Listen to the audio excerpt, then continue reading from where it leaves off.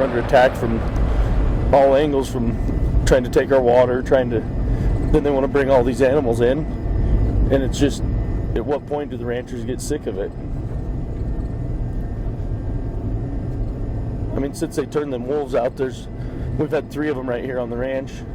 The ranch is from here. I live about 3 or 4 miles up the valley there, and there's been 3 of them pretty much just living here. One of them's the one from last year, from Walden, the black male. My buddy videoed him right here, just up the road here.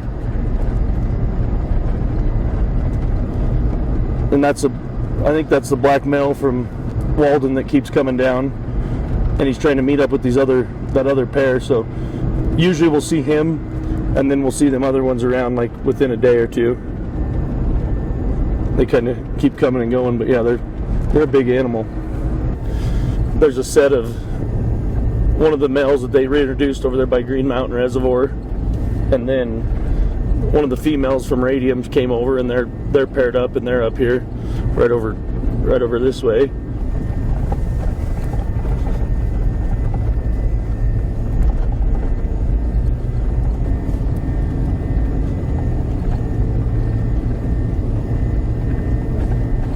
Up here in the tractor, there's my mom's got my 2 kids, and then my dad. So we'll go over here and we'll feed this bunch of cows. Then we'll feed these other ones. Then we'll go over here and feed these calves. That's kind of what we do every morning here. So I'm Conway Farrell from Parshall, Colorado here. I'm a rancher and an outfitter. We run a few cows, and my dad and mom have an excavating company. Me and my brother and mom and dad are involved on the ranch, and then me and my wife do a little outfitting business on the side. So when, I guess kind of born into it, my mom and dad moved up here right to where we are now. They moved up here when I was 6 months old, and they had a team of horses and a little old tractor. This ranch here came up for lease, and then they moved up here and they bought a few cows, and they started doing that. And so then I grew up right here, and we was always able to walk out the door and see cows, and lived here till I was, 25. Well, I left a few years here and there, and then moved up the valley when I was 25, and then just kind of been right around here forever. So it's kind of hard to leave. You're not tied down to a 8 to 5 job where you have to be away from your family and stuff every day. You can always take your kids. Growing up, we always got to spend time with mom and dad, and we was always on tractors, always on horses. Then I just think that's a huge disconnect from the people that that all thought they were going to see this stuff, and I don't think they ever will.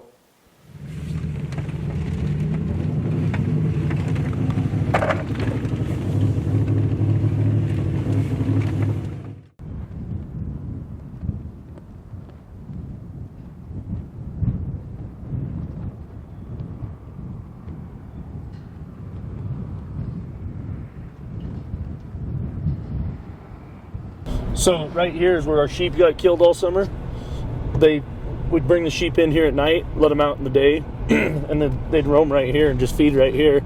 Well, the wolves, they denned about 2 miles from here, and then when the pups got to be a little older, they came over here, and they were like, we found a dead sheep right here where we're at, and I mean, you can see how close this is to the headquarters in the ranch right here. I mean, you're right in the yard, but.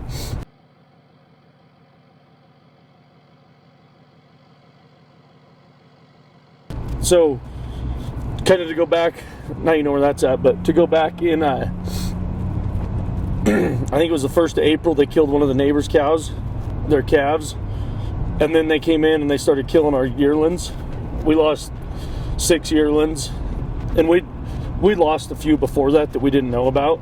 Looking back, we didn't know what we were looking for. We'd have thought if we had a wolf kill, there'd be guts and blood and stuff scattered for miles, and it ain't like that. They come in and they have marks on their back legs. They have rake marks, and then when you open it up, it's just all full of hemorrhaging, and it's completely, it looks like a bullet shot went off in there internally. That's just completely bloodshot, hemorrhaged, and just, they have so much power, they just grab them and they take them down like that. When they moved farther south in the valley, then they started wiping us out. They killed like 22 sheep, and we had a bunch of cattle that we turned out here. We had 169 cows that we turned out with that were pregnant in June, and they went out onto the permit June 15th. All of them were bred, preg checked, and then they went from there up onto the allotment. And when we gathered them the 1st of September, we was missing 29 head of calves that those things had killed. The wolves, we had pictures of them going back and forth every day from right here. We have 30 trail cams on this ranch here, and they were going back and forth to those cattle every day, and we'd ride through there, and out of every 100 cows, we have 17 cows that did not get bred, so we have to sell them in the fall. The 17% death loss in that one bunch of calves, that's 17 calves that we didn't get to sell out of 100. So these calves, if the calves are worth $1,800-$1,800, I mean, you start going through the numbers of the calves, then on top of that, the cows that you have to call out of your herd. There's no way we can stay in business and be sustainable. We'll be broke in 2 to 3 years if we can't manage, or they don't start figuring out how to keep these things out. All agricultural people have a lot of debt usually to be able to be in this kind of a business. You have to borrow a lot of money, and we all have payments, land payments, equipment payments, cattle payments. We have truck payments. We have all kinds of payments, and everybody's trying to struggle to survive day to day without these high numbers of losses.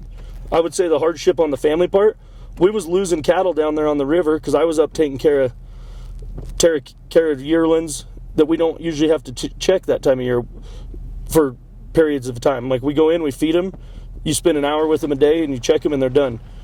This spring we was up here up all night running wolves out of the yearlings.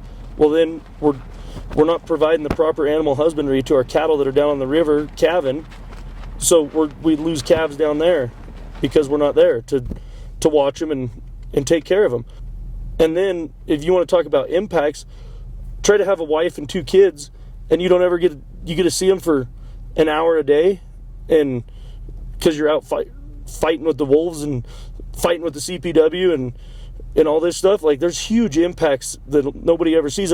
There's a producer down the road. He was so stressed out, he had to go on blood pressure medicine, and he ended up in the hospital 3 times. Like, it's done so much to the local community. Work that it put on my brother and my dad, because I was up here doing this or going to a wolf meeting or dealing with the CPW on a death over here.